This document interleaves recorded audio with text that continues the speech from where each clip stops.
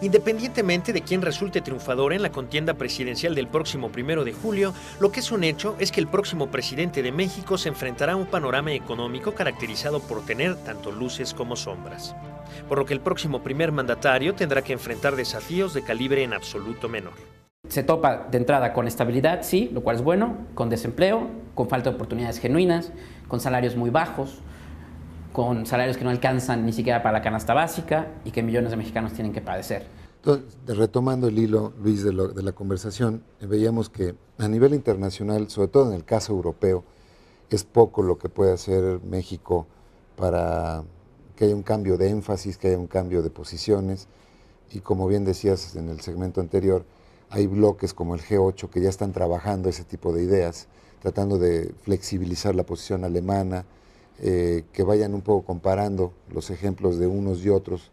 Caso de Estados Unidos interesantísimo, creo yo, porque efectivamente ante una situación recesiva, la actitud del gobierno demócrata y con una deuda muy alta, históricamente muy alta en Estados Unidos, decidieron meterle más inversión en ciertos sectores que iban a hacer que la economía de los Estados Unidos volviera, y de hecho ya hay visos de que va regresando poco a poco, ¿no? Caso asiático no lo hemos tocado porque ese es uno de los grandes motores del mundo.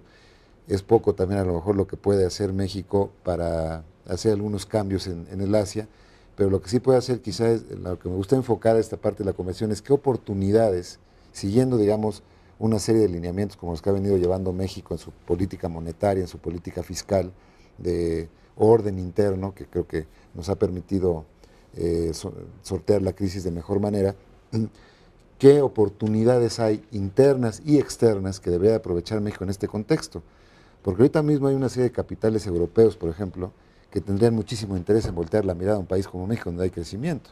Sí, sin lugar ¿verdad? a dudas. Bueno, ¿Cuáles son esas oportunidades? Primero, respecto a Asia, yo diría que inclusive hoy se hizo un anuncio de política monetaria en China con el sentido de buscar que la economía china tenga un crecimiento más dinámico que el que está teniendo. Y Asia ha tenido un crecimiento no tan dinámico. Digamos, la economía de la India su tasa de crecimiento decreció de 8 a 6%. En el caso de China, estamos viendo que decrece de 10 a 8 a 9, pero son tasas espectaculares. Pero siguen creciendo, y Asia sigue creciendo. Obviamente está afectado por Europa también. Pero ¿qué ventajas tiene México? Bueno, la primera de ellas es esto que comentamos en el primer segmento del programa, de que la macroeconomía mexicana está muy bien y que además México está creciendo, porque llevamos 2 años de crecer más que Brasil. O sea, siempre hemos crecido menos que Brasil, ahora estamos creciendo más que Brasil. Los mercados financieros internacionales y los inversionistas que traen recursos tanto financieros como inversión extranjera directa al país, y los propios inversionistas mexicanos, que son los más importantes, lo registran. El segundo punto es que... ¿Quiere decir esto, tomando este último punto, que el inversionista mexicano, que antes veía opciones en muchas partes del mundo, ahora está viendo como primera o mejor opción al mismo México? Bueno, yo creo que los que veían opciones en otras partes del mundo ven a México como una muy buena opción, y segundo, están viendo que México, en primer lugar, las empresas exportadoras mexicanas están teniendo una situación muy dinámica en sus exportaciones y se están comportando, digamos, las utilidades y la generación de valor de esas empresas es extraordinaria, porque estamos entrando en forma, ahora sí que como mantequilla al mercado de los Estados Unidos. Y hay otro punto muy interesante. Pero no en otros mercados, ¿verdad? Pero también en otros, Latina, ¿no? un poco, y en Asia y en Europa. Es que sería pero bueno dentro del tablero, digamos, estratégico del nuevo presidente de México, ver que efectivamente Estados Unidos que siga sobre ruedas, digamos, pero también buscar algunas otras alternativas ya útiles para México, ¿no? Sí, sin lugar a dudas. Ahora, estas se construyen con el tiempo, digamos, con el Tratado de Libre Comercio con Estados Unidos. Las empresas tuvieron que adaptarse, tuvieron que volverse competitivas y tuvieron que establecer sus cadenas de distribución, tuvieron que establecer a lo mejor alguna facilidad de producción en Estados Unidos y una en México, y lo han hecho lo han hecho bien y lo han hecho muy bien. Entonces, esa es una ventaja. Y la otra que es muy importante es que aún dentro de los mercados emergentes, México se destaca por la seriedad en su política. Por ejemplo, a mí me llamó, Rusia, frente a Rusia, frente a Brasil mismo, a mí me llamó mucho la atención. Yo visito una vez en el primer semestre y una vez en el segundo semestre a los mercados, es decir, voy a Nueva York, Londres, a la costa oeste de Estados Unidos y veo a los principales fondos de inversión. Y me llamó mucho la atención que en esta ocasión, además de hablar de la parte macro, me decían, bueno, es que Brasil repudió el acuerdo, o trató de repudiar el acuerdo automotriz con México, y México se sostuvo. Ha sido un país, me decía uno de los analistas, son ustedes muy aburridos, pero muy congruentes con lo que hacen. Pues sí, somos aburridos porque no hemos tenido reformas estructurales que captan la ilusión y la fantasía de los inversionistas. Como el caso de Petrobras en Brasil, la parte aeronáutica de Brasil, que han sido como, digamos, grandes promotores mercadotécnicos, si quieres, del país, de la marca Brasil. Nosotros hemos estado chatos en esa parte, ¿no? Sin lugar a dudas, pero yo creo que el siguiente presidente de México tiene una bala de plata, que es el sector energético. El sector energético mexicano está cerrado la Comisión Federal de Electricidad y tenemos 2 monopolios de Estado, y tan negativos para la competitividad del país o más son los monopolios de Estado que los monopolios privados. CFE no es una empresa de clase mundial, y lo vemos. O sea, yo estoy en el consejo de una empresa de energía que no opera en México, pero opera en los Estados Unidos y en Latinoamérica.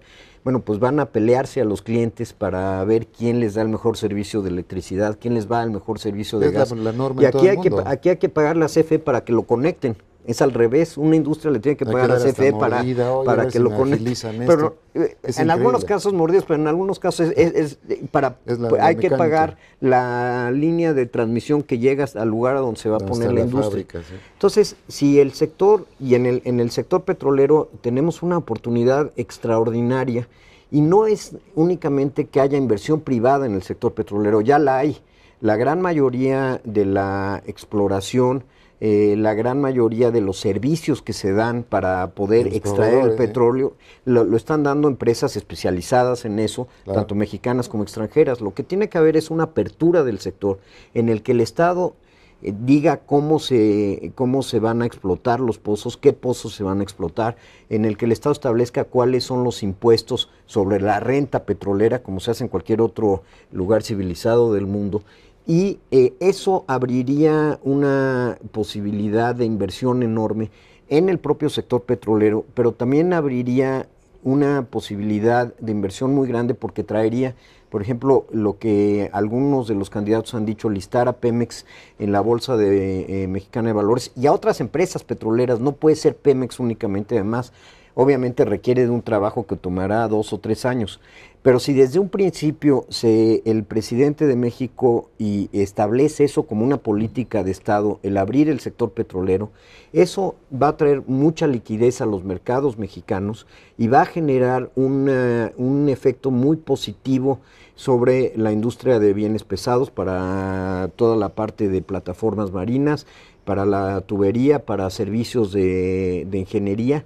Y claramente en esta ocasión tenemos, yo creo, que la gran posibilidad de que México despegue, porque tenemos una economía muy sólida y una economía que le falta, lo que me decía este analista, por cierto, escocés, me decía, les falta esta parte de la emoción, esta parte de la fantasía que queremos ver, que México sea un país moderno y que nos provea de nuevas cosas. El sector energético sin duda lo será.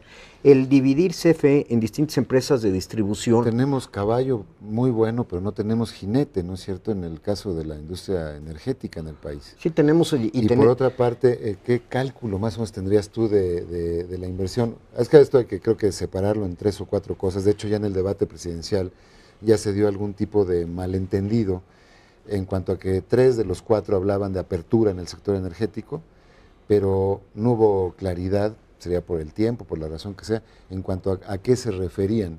Y hay varios como tramos de esto, ¿no? 1, inversión en el sector energético o asociaciones con privados en el sector energético. Si esto es así, únicamente mexicanos y extranjeros, ¿cuál es la mejor alternativa? Mira, lo que pasa... ¿Qué hizo Colombia, qué hizo Brasil? Bueno, lo que hicieron Colombia y Brasil y Noruega también, sí, que empezaron con empresas estatales, primero fue abrir el sector para que hubiera competencia y pudiera haber una comparación entre sus empresas estatales. Para que entienda bien el público quiere decir que va a poder explotar y debieran de ser, y sí, claro, ¿es la idea? Es la idea y el Estado mexicano, vamos a suponer que extraer un barril de petróleo, ya no tengo las cifras, fui secretario de Energía, en aquella época costaba 1.30, pero vamos a suponer que cuesta $5, no tengo la idea. El costo de extracción. Y el precio está en $100 de la mezcla mexicana. $7. O $7. Entonces, bueno, $100, sí.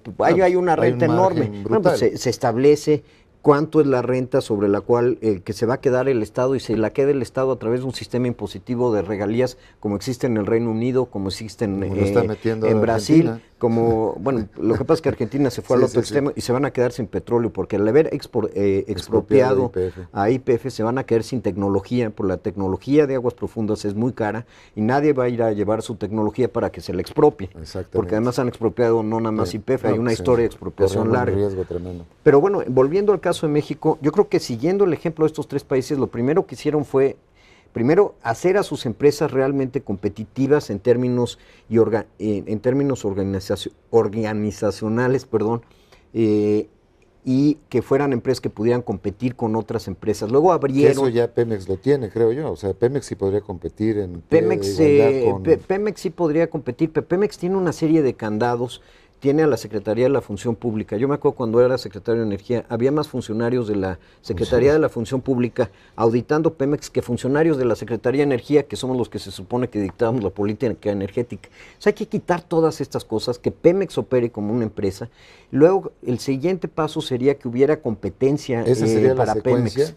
En mi opinión. Vamos a decir, el primer año de gobierno del presidente electo, del presidente en funciones, a partir del 1 de diciembre, ese primer año, en el caso de Pemex, lo dedica a que Pemex cambie su cara, a ser una empresa menos protegida y muchísimo más competitiva. Claro. Ese sería el primer paso. El primer paso. Estoy pensando en la secuencia. Sí, y tiene que venir... Porque puede venir la preocupación de que ya no hay... Está bien, pero si sueltas a Pemex de repente en medio de un mar de tiburones como son Standard Oil y como son... No, pero sería, digamos, bajo un régimen protegido. No, sería bajo un régimen como el que actualmente existe, y tiene que haber al mismo tiempo, para darle a Pemex la capacidad de maniobra, tiene que haber una reforma fiscal que compense parte de los ingresos que Pemex va a usar para seguir invirtiendo y para tener utilidades. Pero el resultado va a ser que si hubiera este tipo de competencia donde vea ya otras empresas internacionales trabajando el tema energético. O nacionales. Nacionales y o internacionales, trabajando en México, para el Estado mexicano, en primer lugar, en recaudación fiscal sería benéfico. Yo creo que, por supuesto, porque aumentaría la producción, y aumentaría la captación fiscal. En el corto plazo, a lo mejor se tendría que hacer algún ajuste. Entonces, primer dato que tenemos que hacer un corte, y regresamos en un minuto, pero este tema hay que seguirlo porque es crucial, es una llave, como decías tú, una bala de plata. Yo creo que es una bala de plata que pocos presidentes han tenido. Así es, y hay que aprovechar esta oportunidad muy bien. Así es que vamos a regresar después de esta pequeña pausa.